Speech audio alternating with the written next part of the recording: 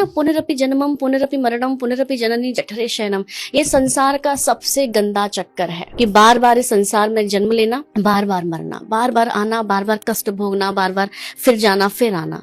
तो हमें सबको एक ऐसा प्रयास करना है कि इतना भजन करें, इतना साधना करें कि सीधा हमें मोक्ष की प्राप्ति हो जाए। मोक्ष का सीधा सा अर्थ मैं आपको बताऊं, मोह का क्षय हो जाना, ये मोक्ष है। कि हमारे जीवन से समस्त प्रकार के जो सांसारिक मोह हैं उनका नाश हो जाए, और ये जो मोह हम संसार में कर रहे हैं, यही मोह हमें मोहन से हो जाए, तो सीधा मोक्ष के द्वार यहीं के यहीं खुल सकते हैं। मोक्ष प्राप्त करने के लिए आपको मरने की आवश्यकता नहीं है। मरने के बाद ही मोक्ष नहीं मिलता है, आप जीवित अवस्था में भी मोक्ष प्राप्त कर सकते हैं। अपने मोह का नाश कर दीजिए, अपनी व्याधियों का नाश कर दीजिए, संसार में बैठे बैठे मोक्ष की प्राप्ति हो जाएगी। और जैसे एक बार मोक्ष की प्राप्ति हो जाए, फिर वो लौटकर संसार में नहीं आता, क्योंकि आप जानते हैं शास्त्रों में वर्णन आता है कि गर्भावासम समम दुखम न भूतो न भविष्यति। माँ के गर्भ में इतना कष्ट मिलता है बच्चे को, इतनी तकलीफ मिलती है कि वो तकलीफ ना तो आपको कभी मिली होगी, ना ही कभी मिलेगी, इतना कष्ट होता है। इसलिए संत जन प्रार्थना करते हैं कि हमें कभी प्रभु किसी के गर्भ में वास ना करना पड़े। 9 महीने जब बच्चा गर्भ में होता है, पल पल तड़पता है, रोता है, प्रार्थना करता है,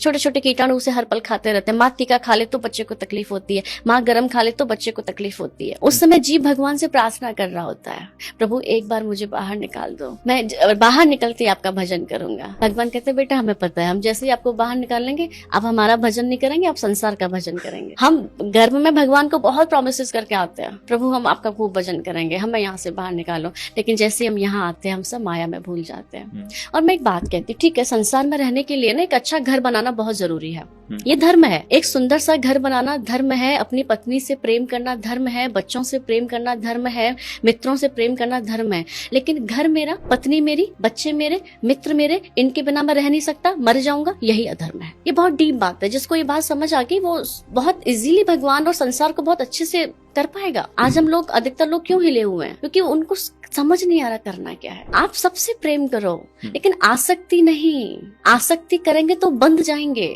आसक्ति हमें केवल और केवल भगवान से करनी है, प्रेम सबसे करना है।